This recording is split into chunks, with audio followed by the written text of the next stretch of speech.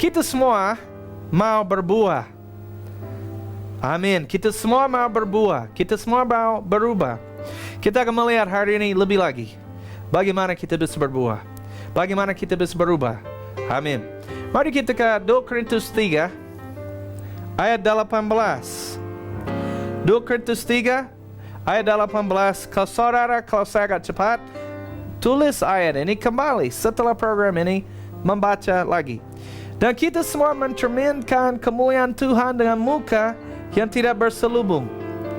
Dan karena kemuliaan itu datangnya dari Tuhan, yang adalah roh, maka kita diubah menjadi serupa dengan gambarnya dalam kemuliaan yang semakin besar.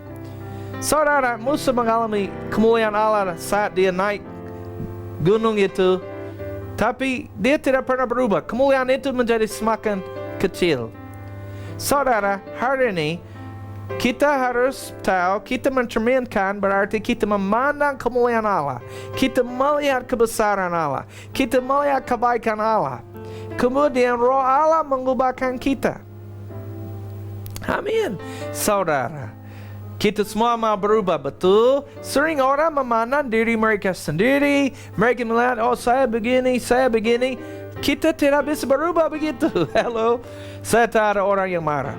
Dia berkata, memang saya orang begini. Memang saya begini. Saya ketemu orang lain, saya juga pernah ngomong begini. Kita semua pernah. Maksud kita menceritakan, oh saya begini, saya lemah, saya begini. Tapi begini, juga saya pernah ketemu satu pendeta. Saya tanya, bagaimana penginjil bosnya, atasan dia, bagaimana, you datang ke Indonesia. Saya ajak ke Indonesia. Mau you ke Indonesia. Dia langsung tegas. Dia, ya begitu. Nah malam itu dia diajak oleh bos dia berkhotbah. Dia mungkin merasa dia salah waktu cara dia ngomong dengan saya. Dia berkata, oh, ya memang saya orang begini. Nah saudara, ada sebagian memang kita boleh menceritakan, memang saya orang begini, ya betul. Tapi ada saat kita harus tahu Yesus seperti apa. Karena firman Tuhan mengajar kita untuk memandang kemuliaan Allah. Memandang kemuliaan Allah. Saudara, yang mengubahkan kita ialah roh Allah. Menjadi serupa dengan gambaran Tuhan, seperti Tuhan. Saudara, memandang kemuliaan Allah. Contohnya kita mulai di buku Injil. Yesus adalah kasih. Yesus rajin. Yesus melayani. Kalau Anda mempunyai masalah dengan belum begitu mau melayani, nah saudara, tidak semua orang dipanggil untuk melayani musik atau berkhotbah juga. Maksud saya, kita semua ada talenta masing-masing. Tapi kalau Anda mempunyai masalah, hello, memandang kemuliaan Tuhan, mau menjadi pemimpin yang baik, melihat Yesus di buku-buku Injil. Matius, oh saya lihat Yesus seperti ini. Saat kita melihat kemuliaan Tuhan, kita melihat kemuliaan Tuhan, kita memandang kemuliaan Allah, roh Allah mengubahkan kita. Amin. Cara kita berubah ialah memandang, melihat. Mata kita tertuju kepada Tuhan. Kita melihat kebesaran Dia. Kita melihat, memandang terus kemuliaan Allah. Roh Kudus mengubahkan kita. Amin saudara. Now, Roma pasal 12. Ayat ini sangat terkenal, tapi kita perlu membacanya lagi. Amin.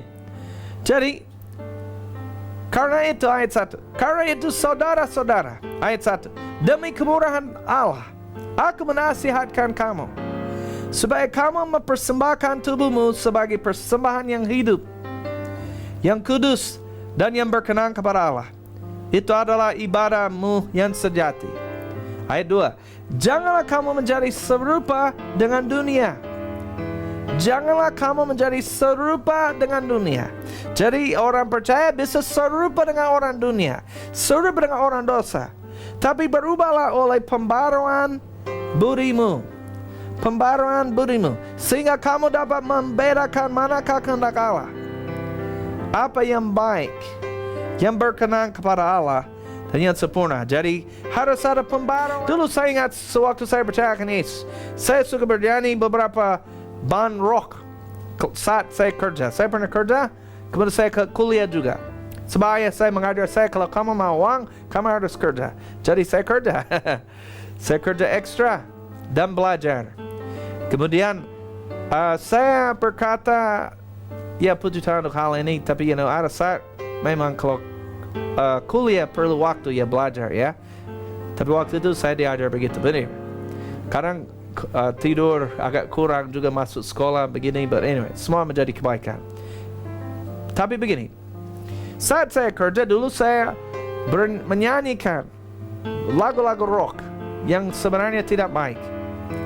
Kemudian saya pernah percaya Yesus, saya bilang ke satu ibu, dia berkata, oh musik itu tidak baik, musik duniawi, dunia. Ada beberapa lagu sebenarnya mungkin enggak ada masalah, tapi dia berkata tidak baik.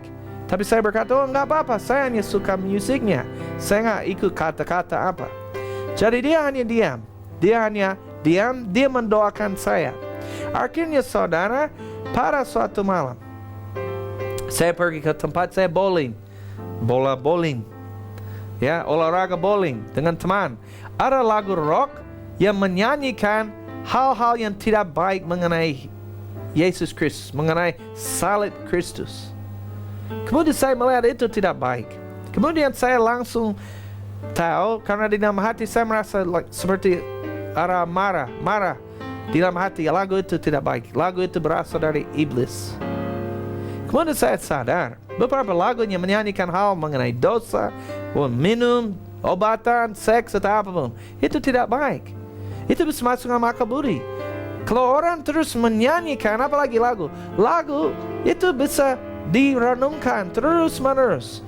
Lagu yang tidak baik terus dinyanyikan, dipikirkan terus, itu bisa membuat orang serupa dengan dunia. Iblis mempunyai taktik. Dia bekerja. Juga dia mau orang memandang, melihat, supaya mereka disetel oleh tindakan dunia dari televisi atau apapun. Sekarang orang juga lihat hal-hal yang tidak baik sesuai dengan firman Tuhan. Laki-laki harus bersifat seperti laki-laki. Amin. Dan terbaliknya, perempuan juga. Amin, saudara.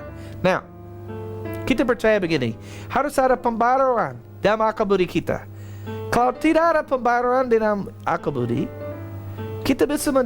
orang bisa menjadi serupa dengan dunia. Harus ada pembaruan. Jadi kita dari pagi, kita langsung membaca, merenungkan firman Tuhan. Amin. Nah, saya mau mengajar Anda bagaimana merenungkan firman Tuhan. Kita membaca beberapa ayat. Betul, kita harus berpikir sesuai firman. Tapi harus ada saat kita ambil beberapa janji dan merenungkannya dengan cara firman Tuhan mengajarkannya. Nah, Tuhan mau kita berhasil. Sama dia berkata kepada Yosua, kamu akan berhasil. Janganlah engkau lupa memperkatakan kitab Taurat ini. Tapi renungkanlah itu siang dan malam, supaya engkau bertindak hati-hati sesuai dengan segala yang tertulis di dalamnya. Sebab dengan demikian perjalananmu akan berhasil dan engkau akan beruntung. Nah saudara, kita tahu sewaktu Yesus menampakkan diri setelah dia bangkit, ada dua murid. Mereka percaya, mereka belum tahu Yesus adalah Tuhan pada saat itu. Mereka percaya Yesus adalah nabi yang baik. Tapi Yesus mulai menceritakan dirinya sendiri dari kitab suci, dari kitab Taurat. Jadi kita harus tahu, saat kita merenungkan kitab Taurat atau hukum Taurat, kita merenungkan Yesus. Amin. Firman Tuhan datang ada untuk mengarahkan kita kepada Yesus. Kita harus melihat Yesus. Amin, saudara. Jadi kita merenungkan firman Tuhan. Nah, kata bahasa Ibrani yaitu merenungkan berarti bahasa Inggris berkata the mutter. Berarti berbicara secara pelan-pelan. Haleluya. Saya belajar ini dari pertama kali Jared Seville. Pertama kali saya belajar, saya baru percaya Yesus, orang mengajar saya dapat buku. Dia mengajar kita harus mengakui setiap hal-hal yang baik yang berada dalam Yesus Kristus. Kita mengakuinya.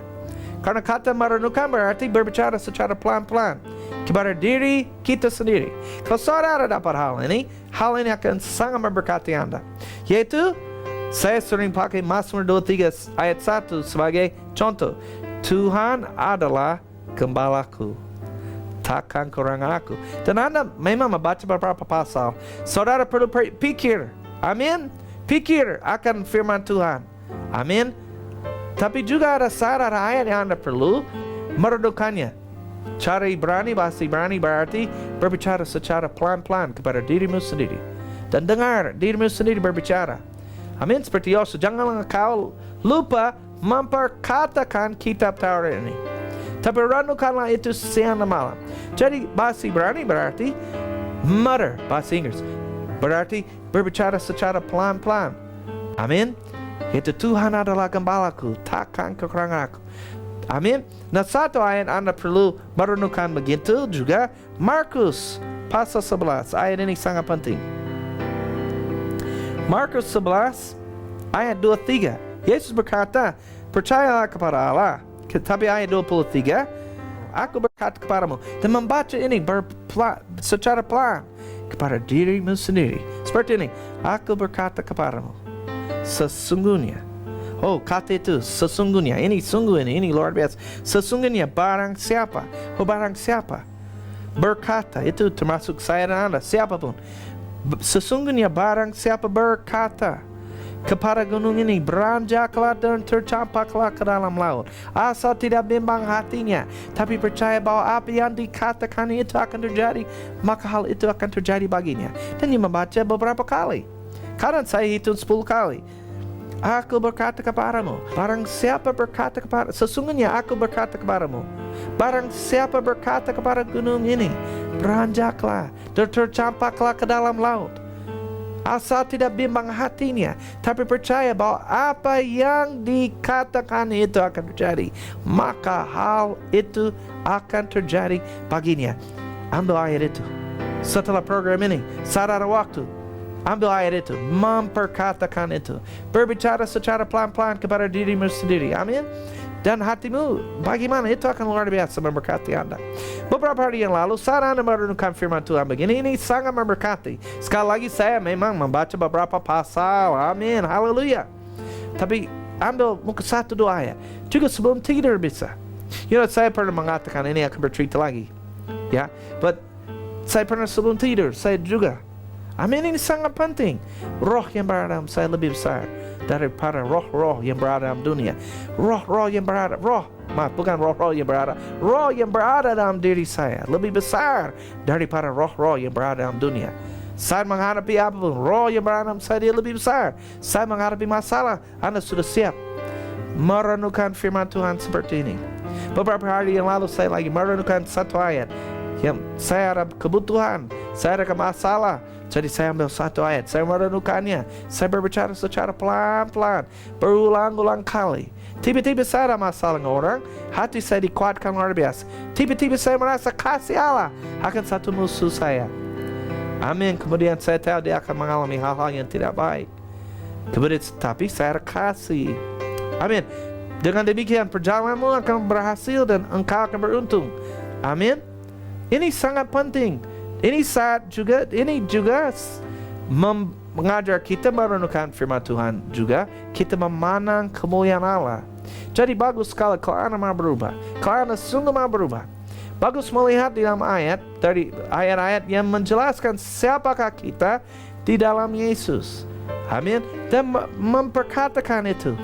Berbicara pelan-pelan, mengakuinya secara pelan-pelan kepada dirimu sendiri.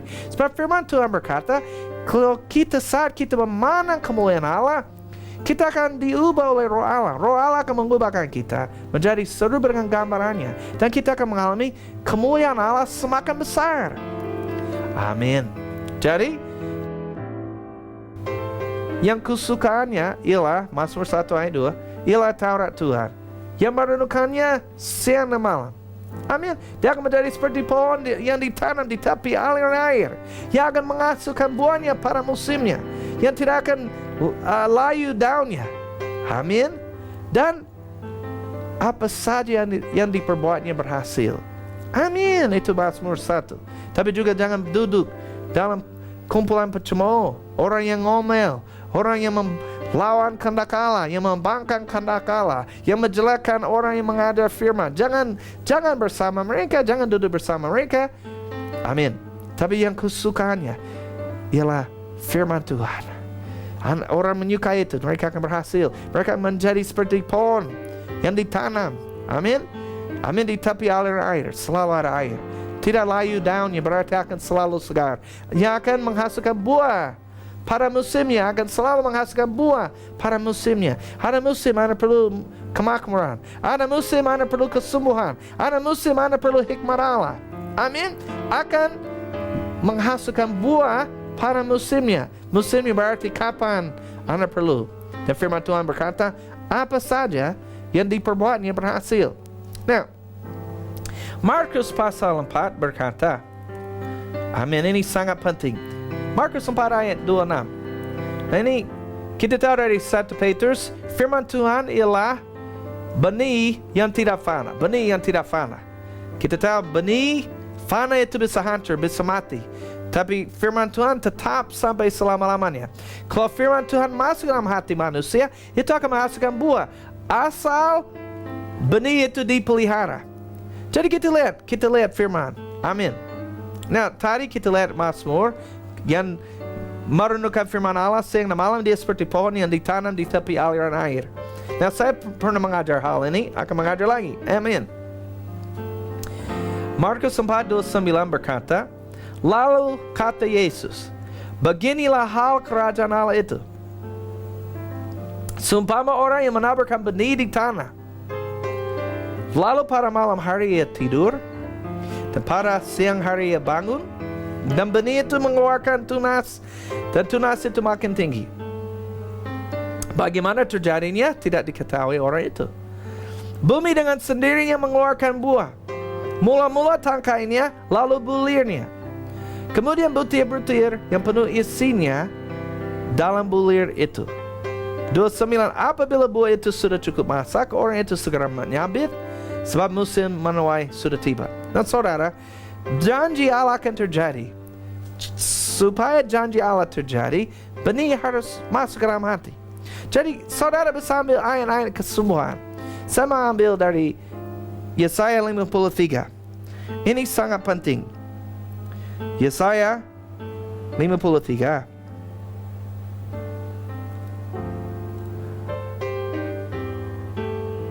Sesungguhnya, jadi saudara bisa merenungkan ayat ini ya. Sesungguhnya penyakit kita lah yang ditanggungnya, dan kesengsaraan kita yang dipikulnya.